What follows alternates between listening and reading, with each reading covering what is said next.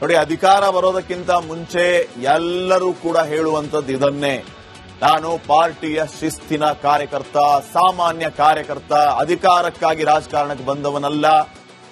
ನಾನು ಕಾರ್ಯಕರ್ತನಾಗಿಯೇ ಕೆಲಸ ಮಾಡ್ತೀನಿ ಅಂತ ಹೇಳಿ ಪಕ್ಷದ ವರಿಷ್ಠರು ಯಾರಾದ್ರೂ ಬಂದು ನೀವು ಮಂತ್ರಿಯಾಗಿ, ನೀವು ಈ ಜವಾಬ್ದಾರಿಯನ್ನ ತಗೊಳ್ಳಿ, ನೀವು ಮುಖ್ಯಮಂತ್ರಿಯಾಗಿ ಅಂತ ಹೇಳಿದಾಗ ಇಲ್ಲ ಇಲ್ಲ ನಾನು ಅಧಿಕಾರ ಒಲ್ಲೆ, ನನಗೆ ಕಾರ್ಯಕರ್ತ ಹುದ್ದೆನೇ ಸಾಕು ಅಂತ ಹೇಳಿದರೆ ಅದು ನಿಜವಾದ ರಾಜಕಾರಣ. ಸುಮ್ಮನೆ ಏನೋ ಒಂದು ವಿಚಾರವನ್ನ ಹೇಳೋದು. ಎಷ್ಟು ಜನ ರಾಜಕಾರಣಿಗಳ ಬಾಯಲ್ಲಿ ನಾವು ಈ ಮಾತನ್ನ ಕೇಳಿಲ್ಲ? ಎಷ್ಟು ಜನ ರಾಜಕಾರಣಿಗಳು ಈ ರೀತಿ ಮಾತಾಡಿಲ್ಲ? ನಾನು ಪಾರ್ಟಿಯ ಸಾಮಾನ್ಯ ಕಾರ್ಯಕರ್ತ, ನನಗೆ ಅಧಿಕಾರ ಬೇಕಾಗಿಲ್ಲ, ನಮ್ಮದು ಶಿಸ್ತಿನ ಪಕ್ಷ, ಹಿಂಗ್ ಹೇಳಿದವರೆಲ್ಲರೂ ಮಂತ್ರಿಯಾಗಿದ್ದಾರೆ. ಈಗ ಡಿ.ಕೆ. ಶಿವಕುಮಾರ್ ಕೂಡ ನನಗೆ ಹುದ್ದೆ ಬೇಡ ಅಂತ ಹೇಳ್ತಿದ್ದಾರೆ. ಕುರ್ಚಿ ಕಿತ್ತಾಟ ತಾರಕಕ್ಕೇರಿದೆ.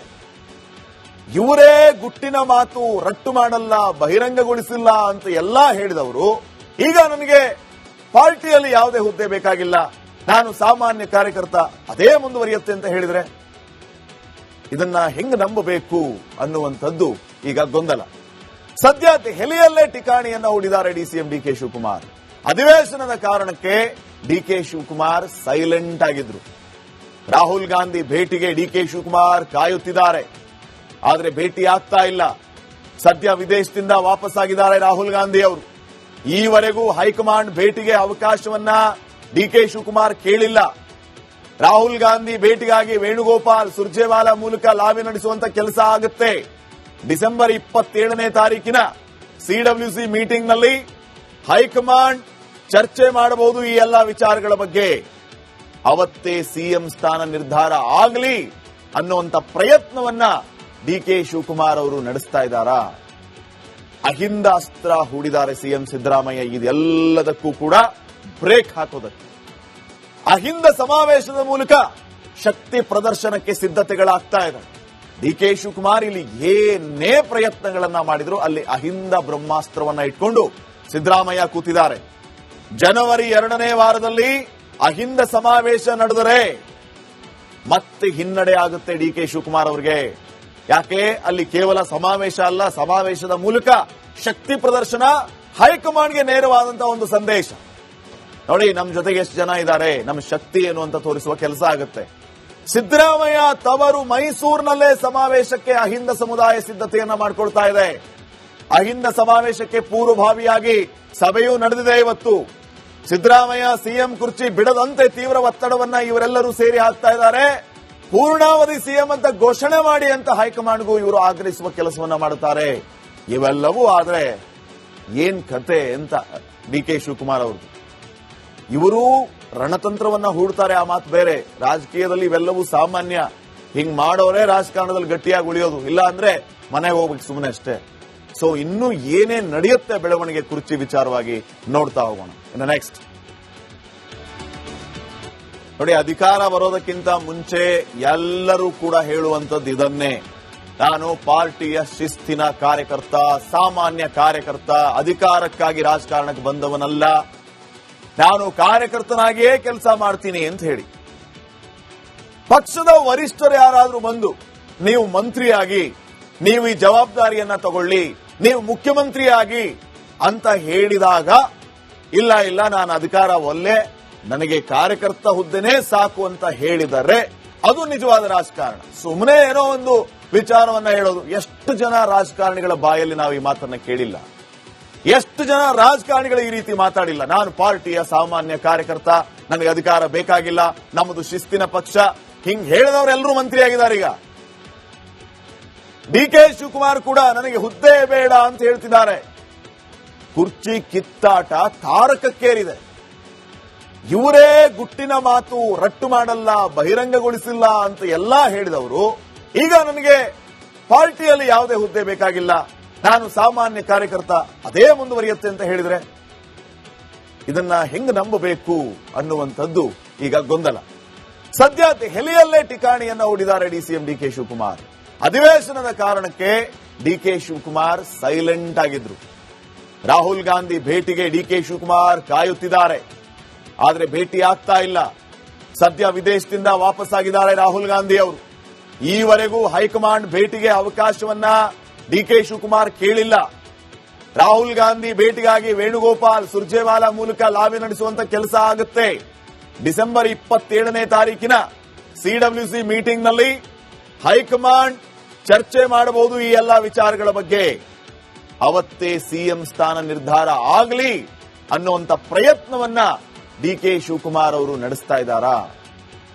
ಅಹಿಂದ ಅಸ್ತ್ರ ಹೂಡಿದ್ದಾರೆ ಸಿಎಂ ಸಿದ್ದರಾಮಯ್ಯ. ಇದೆಲ್ಲದಕ್ಕೂ ಕೂಡ ಬ್ರೇಕ್ ಹಾಕೋದಕ್ಕೆ ಅಹಿಂದ ಸಮಾವೇಶದ ಮೂಲಕ ಶಕ್ತಿ ಪ್ರದರ್ಶನಕ್ಕೆ ಸಿದ್ಧತೆಗಳಾಗ್ತಾ ಇದೆ. ಡಿ ಕೆ ಶಿವಕುಮಾರ್ ಇಲ್ಲಿ ಏನೇ ಪ್ರಯತ್ನಗಳನ್ನ ಮಾಡಿದ್ರು ಅಲ್ಲಿ ಅಹಿಂದ ಬ್ರಹ್ಮಾಸ್ತ್ರವನ್ನ ಇಟ್ಕೊಂಡು ಸಿದ್ದರಾಮಯ್ಯ ಕೂತಿದ್ದಾರೆ. ಜನವರಿ 2ನೇ ವಾರದಲ್ಲಿ ಅಹಿಂದ ಸಮಾವೇಶ ನಡೆದರೆ ಮತ್ತೆ ಹಿನ್ನಡೆ ಆಗುತ್ತೆ ಡಿ ಕೆ ಶಿವಕುಮಾರ್ ಅವರಿಗೆ. ಯಾಕೆ? ಅಲ್ಲಿ ಕೇವಲ ಸಮಾವೇಶ ಅಲ್ಲ, ಸಮಾವೇಶದ ಮೂಲಕ ಶಕ್ತಿ ಪ್ರದರ್ಶನ, ಹೈಕಮಾಂಡ್ಗೆ ನೇರವಾದಂತಹ ಒಂದು ಸಂದೇಶ. ನೋಡಿ ನಮ್ಮ ಜೊತೆಗೆ ಎಷ್ಟು ಜನ ಇದ್ದಾರೆ, ನಮ್ಮ ಶಕ್ತಿ ಏನು ಅಂತ ತೋರಿಸುವ ಕೆಲಸ ಆಗುತ್ತೆ. ಸಿದ್ದರಾಮಯ್ಯ ತವರು ಮೈಸೂರಿನಲ್ಲೇ ಸಮಾವೇಶಕ್ಕೆ ಅಹಿಂದ ಸಮುದಾಯ ಸಿದ್ಧತೆಯನ್ನ ಮಾಡಿಕೊಳ್ತಾ ಇದೆ. ಅಹಿಂದ ಸಮಾವೇಶಕ್ಕೆ ಪೂರ್ವಭಾವಿಯಾಗಿ ಸಭೆಯೂ ನಡೆದಿದೆ ಇವತ್ತು. ಸಿದ್ದರಾಮಯ್ಯ ಸಿಎಂ ಕುರ್ಚಿ ಬಿಡದಂತೆ ತೀವ್ರ ಒತ್ತಡವನ್ನ ಇವರೆಲ್ಲರೂ ಸೇರಿ ಹಾಕ್ತಾ ಇದ್ದಾರೆ. ಪೂರ್ಣಾವಧಿ ಸಿಎಂ ಅಂತ ಘೋಷಣೆ ಮಾಡಿ ಅಂತ ಹೈಕಮಾಂಡ್ಗೂ ಇವರು ಆಗ್ರಹಿಸುವ ಕೆಲಸವನ್ನ ಮಾಡುತ್ತಾರೆ. ಇವೆಲ್ಲವೂ ಆದ್ರೆ ಏನ್ ಕತೆ ಅಂತ ಡಿ ಕೆ ಶಿವಕುಮಾರ್ ಅವರು ಇವರು ರಣತಂತ್ರವನ್ನ ಹೂಡ್ತಾರೆ, ಆ ಮಾತು ಬೇರೆ. ರಾಜಕೀಯದಲ್ಲಿ ಇವೆಲ್ಲವೂ ಸಾಮಾನ್ಯ. ಹಿಂಗ್ ಮಾಡೋರೇ ರಾಜಕಾರಣದಲ್ಲಿ ಗಟ್ಟಿಯಾಗಿ ಉಳಿಯೋದು, ಇಲ್ಲ ಅಂದ್ರೆ ಮನೆಗೆ ಹೋಗ್ಬೇಕು ಸುಮ್ಮನೆ ಅಷ್ಟೇ. ಸೊ ಇನ್ನೂ ಏನೇನ್ ನಡೆಯುತ್ತೆ ಬೆಳವಣಿಗೆ ಕುರ್ಚಿ ವಿಚಾರವಾಗಿ ನೋಡ್ತಾ ಹೋಗೋಣ. ಇನ್ನು ನೆಕ್ಸ್ಟ್ ನೋಡಿ, ಅಧಿಕಾರ ಬರೋದಕ್ಕಿಂತ ಮುಂಚೆ ಎಲ್ಲರೂ ಕೂಡ ಹೇಳುವಂತದ್ದು ಇದನ್ನೇ. ನಾನು ಪಾರ್ಟಿಯ ಶಿಸ್ತಿನ ಕಾರ್ಯಕರ್ತ, ಸಾಮಾನ್ಯ ಕಾರ್ಯಕರ್ತ, ಅಧಿಕಾರಕ್ಕಾಗಿ ರಾಜಕಾರಣಕ್ಕೆ ಬಂದವನಲ್ಲ, ನಾನು ಕಾರ್ಯಕರ್ತನಾಗಿಯೇ ಕೆಲಸ ಮಾಡ್ತೀನಿ ಅಂತ ಹೇಳಿ. ಪಕ್ಷದ ವರಿಷ್ಠರು ಯಾರಾದ್ರೂ ಬಂದು ನೀವು ಮಂತ್ರಿಯಾಗಿ, ನೀವು ಈ ಜವಾಬ್ದಾರಿಯನ್ನ ತಗೊಳ್ಳಿ, ನೀವು ಮುಖ್ಯಮಂತ್ರಿಯಾಗಿ ಅಂತ ಹೇಳಿದಾಗ ಇಲ್ಲ ಇಲ್ಲ ನಾನು ಅಧಿಕಾರ ಒಲ್ಲೆ, ನನಗೆ ಕಾರ್ಯಕರ್ತ ಹುದ್ದೆನೇ ಸಾಕು ಅಂತ ಹೇಳಿದರೆ ಅದು ನಿಜವಾದ ರಾಜಕಾರಣ. ಸುಮ್ಮನೆ ಏನೋ ಒಂದು ವಿಚಾರವನ್ನ ಹೇಳೋದು. ಎಷ್ಟು ಜನ ರಾಜಕಾರಣಿಗಳ ಬಾಯಲ್ಲಿ ನಾವು ಈ ಮಾತನ್ನ ಕೇಳಿಲ್ಲ? ಎಷ್ಟು ಜನ ರಾಜಕಾರಣಿಗಳು ಈ ರೀತಿ ಮಾತಾಡಿಲ್ಲ? ನಾನು ಪಾರ್ಟಿಯ ಸಾಮಾನ್ಯ ಕಾರ್ಯಕರ್ತ, ನನಗೆ ಅಧಿಕಾರ ಬೇಕಾಗಿಲ್ಲ, ನಮ್ಮದು ಶಿಸ್ತಿನ ಪಕ್ಷ, ಹಿಂಗ್ ಹೇಳಿದವರೆಲ್ಲರೂ ಮಂತ್ರಿ ಆಗಿದ್ದಾರೆ. ಈಗ ಡಿ ಕೆ ಶಿವಕುಮಾರ್ ಕೂಡ ನನಗೆ ಹುದ್ದೆ ಬೇಡ ಅಂತ ಹೇಳ್ತಿದ್ದಾರೆ. ಕುರ್ಚಿ ಕಿತ್ತಾಟ ತಾರಕಕ್ಕೇರಿದೆ.